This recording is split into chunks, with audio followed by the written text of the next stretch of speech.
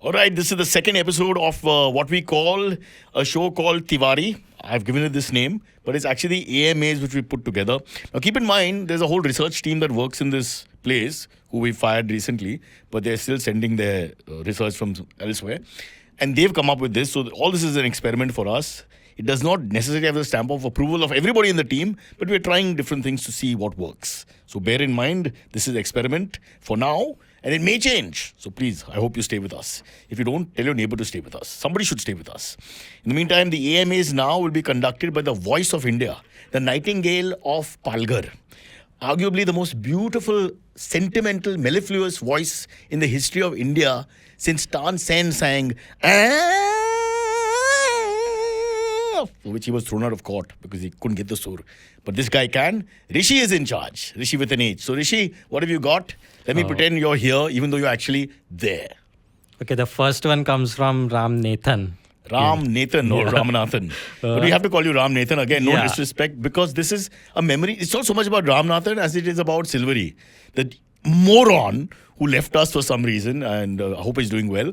But, I mean, we gave him names which are normal names, easy, conventional Indian names, and he does this. He made you Ram Nathan, so you have been blessed by him. Okay, what's the question? So his question is, hypothetically, if you could Zomato Legends one food item, international or national, what would it be and from where? If I could Zomato-fy it from wherever, you mean? Yeah. I may lose citizenship because this government doesn't endorse certain products. The product I want is illegal in most states of India, but not all. I would get it from Argentina, and if they could Zomato-fy it, fantastic. And I would definitely have that because they make the best of this unspeakable substance. But since it is not legal, I will not break the law. I don't break one-ways. I wear a helmet even while driving a car, forget bike. So I will not break the law.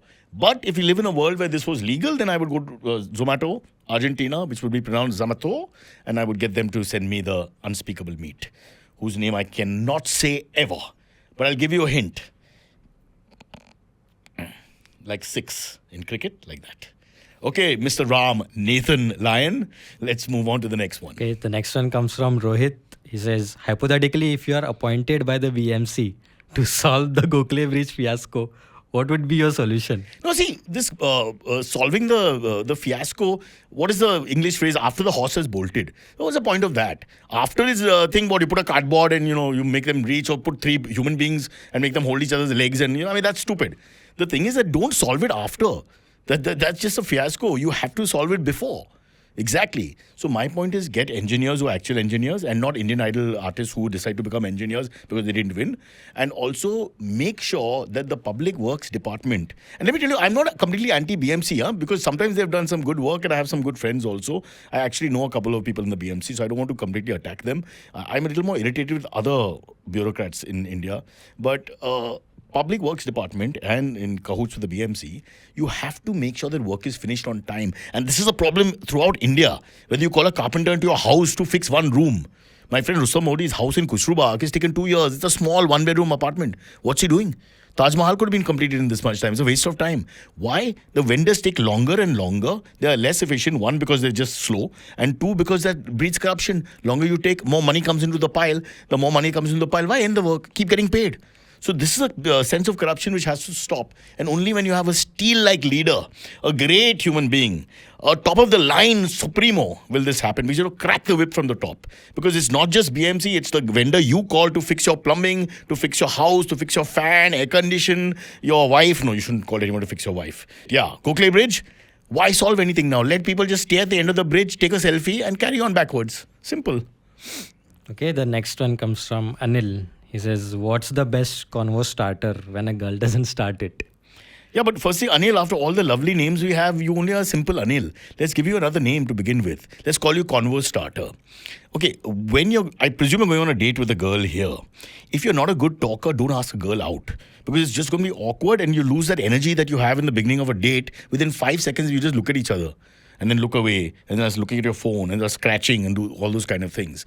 So you need to, if you're really feeling some anxiety and you can't be normal and relax and talk, have some topics in your head. I always have three things which are always running in my head. One, how long will this date take? Because, I'm always in a hurry. Two, what's the latest cause? For example, right now we have just started shooting this.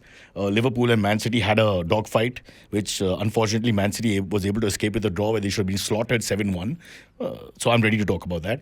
And New Zealand and Australia had another dogfight in New Zealand, which went down to the wire, and Australia won by 3 wickets. Also, India didn't have a dogfight. India just stamped all over England and wasted my time in the last 4 test matches, which were completely one-sided. So I've got all that in my head. So I'm saying if I was you, I have sports. Now, stereotypically, some women don't like sports and may get a little irritated or whatever. Fine. But you have that as a topic in case they do, or at least they know that you're passionate about something. Because passion is always something that ignites conversation. So you can just show your passion for something and the other party might be interested. It doesn't work with me and my wife. If I mention sports, she leaves the room. She leaves the room anyway. It doesn't really matter what I say. But that's marriage. It's a different ballgame. Date, the girl is giving you a little bit of a time. Have some thoughts. Talk about the Gokhale Bridge. Talk about the BMC. Talk about anything else that's around you local. Just now had a 7-minute delay because they stopped all of us at Worli Sea Face to open the coastal road for buses. So they just, held us up. So while they're trying to make it faster, they actually make it slower. This is the thinking that happens from time to time. Why can't they just follow the signals? They don't want to follow the signals. They just stopped all of us. 7 minutes while 22 buses went, empty buses, with cops taking selfies to go from Worli to Nariman Point, where nobody on the bus wanted to go. They call people, hey, idhar aa, Jignesh, and they put him in, shut the door and sent him off. Mere ko nahi jaane ka. I have to go to Antop Hill. And this is what happens. I'm sorry to tell you. So have these conversations ready. And the worst thing is, if you're doing jokes, do jokes, but don't do prepared jokes. Because it'll work once, twice. After some time, you'll be like, what are you doing? So I think just go with the flow. And what the hell, most dates end in disaster anyway. So don't put pressure on yourself. Okay, the next one comes from Sarah. Hi, Sarah. What's your go-to joke for breaking awkward silences in everyday situations? I actually don't like to go into any formal joke because that's a little stupid, like I just mentioned in the last chat. I think the best thing to do is observe the room and find empathy. For example, you're sitting around, you see a guy digging his nose. You'll be like, let's say her name is Pooja. Pooja, just take a look. And she'll be like, ugh, and you go, ugh, and then why do they do this? And then Indian men and blah, blah, blah, and you're flowing. It's all good. So I think formal jokes just look a little like prepared. And after some time, why are you so prepared? Some girls may like the fact that you worked hard, but you'll run out of jokes after some time with these formal jokes. So how many times can you say 3 men went into a bar and then the horse said nay? I mean, come on, you've got to go on from there. So I say play the room, look at the room, see what's happening, look at the ambience and let her and you enjoy the moment. This is India. You just look for 30 seconds, you'll find something awkward. If you could have a conversation with any historical figure, what would you ask them? There's so many conversations. I mean, where to? Firstly, Christopher Columbus, I want to ask Colombo. I want to ask Colombo, bhai, ki boss, tere ko malum hai kidhar jaane ka hai? I mean, you're like one of these guys at the coastal road, you just put into the bus and sent anywhere. Because you're saying India and then suddenly you reach West Indies. And you're insisting it's India. That's what I like, the arrogance. No, it is India. I will make it India. And he still called it India when they shot him dead and he was buried in the land or whatever. He insisted it was India. So much to ask. I want to find out what happened in the Battle of Jhelum, Alexander and Porus. So I want to talk to both of them to see if it was a stalemate, if, as Indian historians say, Porus actually defeated him and he backed off. And then they had some sort of treaty, so, it doesn't look like a defeat. Or if he defeated Porus, and then, that whole treat me like a king, There's lots to talk about. I would also like to talk to some beautiful women from the past, like Cleopatra. Was she really that pretty? I can't ask her that, but I could say, come here in the light. Those kind of questions. So many, there's no end to it, man. In fact, I'd rather talk to dead people than live people. Now, some people might think you're a lunatic if you do that, but I got to tell you, dead people, you know what you're getting into because you have a profile. Live people lie about their profile. Go on Tinder or Bumble. It's all nonsense and lies. Look at Kunal. He wrote himself as a 6'3" blonde man, explorer from Iceland. I mean, every woman is disappointed. Oh. Wow. Yes. Now, Siley ask, if your pet could talk, what do you think they would say about you? Man, I just hope they don't have hygiene issues. Because you don't, what you do in front of your wife is nothing compared to what you can do in front of your dog. In front of your dog, you do everything. You don't worry at all because there's no judgment generally. As long as he's fed on time and gets to pee. I tried that with my wife. I do feed her on time and she gets to pee, but it doesn't work. So my worry is if they could talk and they see all our dirty habits, especially men. Let's face it, in the bedroom, I mean, what the things I'm not even sexual. I'm just talking about the scratching, the digging, the orifices opening and all that. Oh my God, dogs have suffered a lot at the hands of human beings in that sense. Because the dog, although he can lick his own genitals, by and large is very good natured and doesn't do anything in private which is disgusting, as we do. We have lots more to hide. Please don't let this happen. Because I've had so many dogs and I have friendships with so many dogs across the world. So God, I'll have nowhere to go. I'll be hounded, to use a pun. Hounded. Okay, now Sam asks, if you could swap lives with any fictional character for a day, who would it be? These AMAs are very strange today. Huh? They all sound like 8-year-old questions from an 8-year-old child. If you could be somebody else, if you could save the world, if you could sing a song in public. Yeah, if I could swap lives with anybody else, who would I be? I'd like to be the Sultan of Brunei. I'm told that he has a lot of money and responsibilities aren't that much. You delegate a little bit and then you're okay. You can get up in the morning and focus on cricket, football, all that, which is the way the world should be. So I want to be a rich guy, but I think I'd do a little bit. I'd get the Gokhale Bridge done with my private money immediately. I'll get real engineers to work. I'll bring some people from Scandinavia or Germany, one of these efficient countries. I'll get all these things done quickly. The coastal road in Mumbai, I will make sure that it's efficiently managed. I think management is the key to efficiency, how you manage things. And so 100% I'd go for a super rich man. But not a glamorous super rich man like Bezos or one of our big shots and all. Because I feel there's too much pressure on them and they're too high profile. Elon Musk, not for me. I want to be a guy who's slightly under the radar like Sultan of Brunei. Or any really rich person you don't know, like in the Gulf or maybe China. One of those places where nobody knows them really, but they're super rich and they can enjoy their lives with their money. Because money is power. That's why we do this show. To make money and to get power, and then start our own party, which we call the same name as the other party. And now there's confusion because we will come to power, but they will take the power because we are the junior member of the same name. I'll explain that later. We'll just go to the next question. Okay, now this one is a very longer one. Cyrus, do you know anything about the experience machine?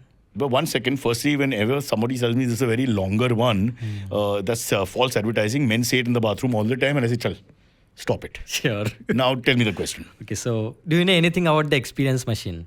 Do I know anything about the experience machine? When you repeat the question, the answer is you know nothing. Okay. When a person says, pardon, they're struggling. So I have no idea about the experience machine. So if you were given the choice to plug into a machine that would provide you with any experiences you desired, effectively making you believe they were real, so would you choose to do so over living a real life? But since science has reached this point where you can do all this, I request science, can you reverse it for me? Take out some experiences. There are lots I want to remove from me, which I've had, like some of the podcasts we've done, which didn't work out. But more importantly, just personal relations with so many people, which I could remove those experiences. That would be great. But coming back to the actual experience machine, I suppose the things which I'm scared of and cost too much to do, like, the shark cage thing where you dive with sharks and all, I want to do that. But I'm also very nervous about doing that because there have been a couple of times when the shark has managed to open the cage with a key. And then, it being Friday afternoon lunch and all that, I mean, you can't blame the shark. So there are lots of experiences that I would have, like I'll never climb Mount Everest. But people say if you climb the highest mountain in the world, or even one of the Himalayan ranges, it's much better than what we do at Pali Hill and Antop Hill. When we find parking and just feel good at the top of the hill. This is a whole different feeling. So I want to get that feeling once. So if that experience machine can give me those feelings without the mehnat that's involved, as a good Indian male, I'd be very happy. Also, I would like to be president of one of the big countries, maybe Russia. I feel that leadership is nice. That's something where there's no challenge really, so you feel comfortable. And maybe I'll stop wars and all that. I'll be a more pacifist, but yet hold that position. Less killing, less pain, less blood, more women in power. What did you think? Okay, that's it. That's all the questions. That's all the questions that we've got. We're running out of questions. Send us many more and try to send intelligent questions because you have a very intelligent man who's answering them. Not me, obviously, but we'll get someone from next time.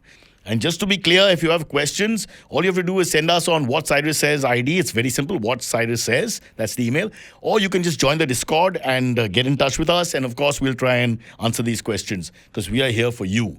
We are like the government of podcast. So we are here working hard. We are your servant. We are here to serve you. So please go ahead and send us What Cyrus Says. Any question, even like what's your name, what's your mom's name, how tall are you, any question. We will answer everything in the spirit of transparency and accountability.